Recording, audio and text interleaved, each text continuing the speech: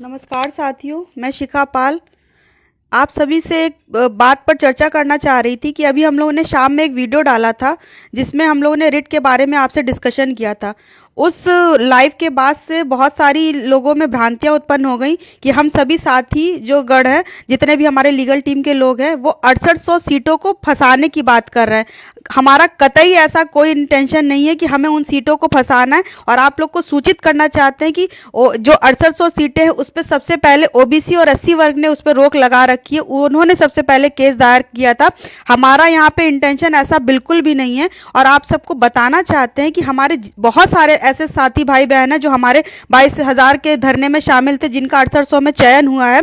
और हमारे जो भी इको गार्डन से रिलेटेड जितने भी भाई बहन थे, हमें बहुत खुशी हुई थी कि जब 6800 सीटें जुड़ी, हमें उनसे कोई आपत्ति नहीं है, क्योंकि अगर 6800 सीटें दी गई हैं तो अच्छी बात है। 6800 सीटें अलग करके और 23,000 सीटें अगर मिलती हैं तो इसमें बहुत सारे ओबीसी, एससी और जनरल सभी भाइयों का इसमें फायदा होगा। तो हम तो ये इससे हमें खुशी है, ना कि हमें इससे कोई आपत्ति है। तो इन चीज़ों को लोगों के अंदर गलत तरीके से ना रिप्रेजेंट किया जाए कि मैं खुद एक ओबीसी वर्ग की होते हुए मैं 6800 की रिट के बारे में बात कर रही थी।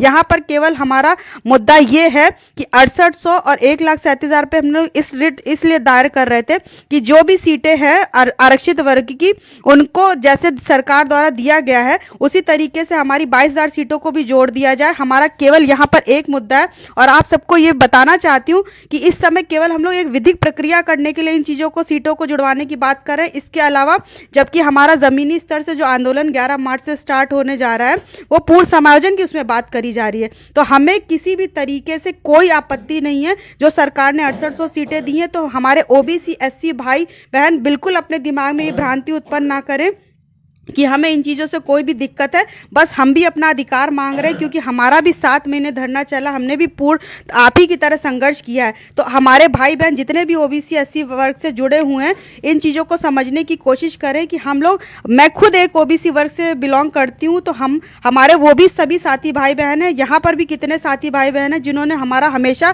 साथ दिया है। तो इन चीज़ों से बिल्कुल भी हम लोग को आपत्ति नहीं है कि 6800 सीटें दी गई सरकार के द्वारा। हमें बहुत खुशी है, क्योंकि यहाँ पर इतने लोगों ने संघर्ष किया, उसमें बहुत सारे ऐसे लोग थे जो यहाँ पर धरने में बने रहे, ज़्यादातर ओबीसी, एससी वर्ग के भाई बहन बने रहे।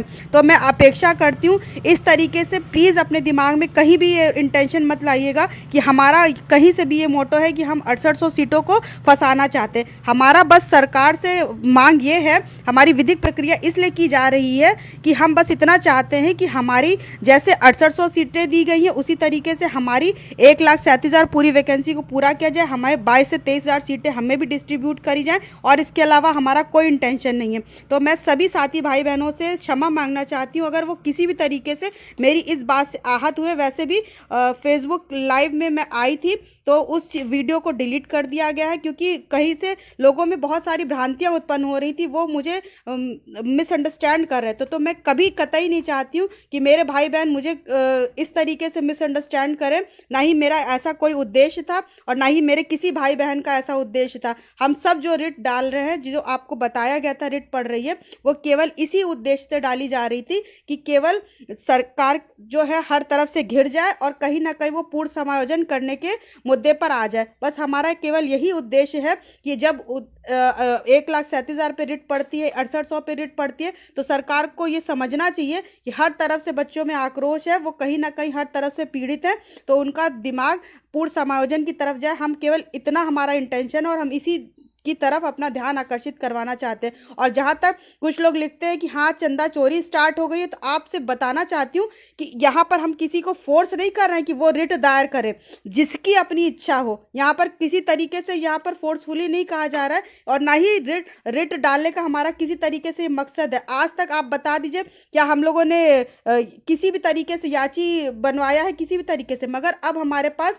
आचार संहिता लागू हो गई, 7 महीने का संघर्ष हो गया, तो हमारे पास भी कोई ग्राउंड होना चाहिए कि हमें भी सरकार, जब आंदोलन से हमें कोई फ़ायदा नहीं मिला 7 महीने के बाद, तो हमें भी तो कोई विधिक प्रक्रिया अपनानी पड़ेगी। हमें भी तो 1,37,000 को बचाने के लिए कोई ना कोई विधिक प्रक्रिया करनी पड़ेगी। तो उसके लिए हम याची बना रहे हैं, और जिसका स्वेच्छा से बनने का इंटेंशन है वो बने, ना कि हम लोग किसी को ज़बरदस्ती पकड़ने जा रहे हैं कि चंदा चोरी करने जा रहे हैं। हमने पहले भी बताया कि 2,500, यहाँ तो लोग 3,500 4-4 हज़ार रुपये लोगों से मांगते, 5-5 हज़ार रुपये मांगते याची बनाने के उस पर, मगर हम लोग ने केवल 2,500 जो कि वकीलों की फीस है, और हम लोग का यही उद्देश्य है कि हम अच्छे से अच्छा वकील करेंगे ताकि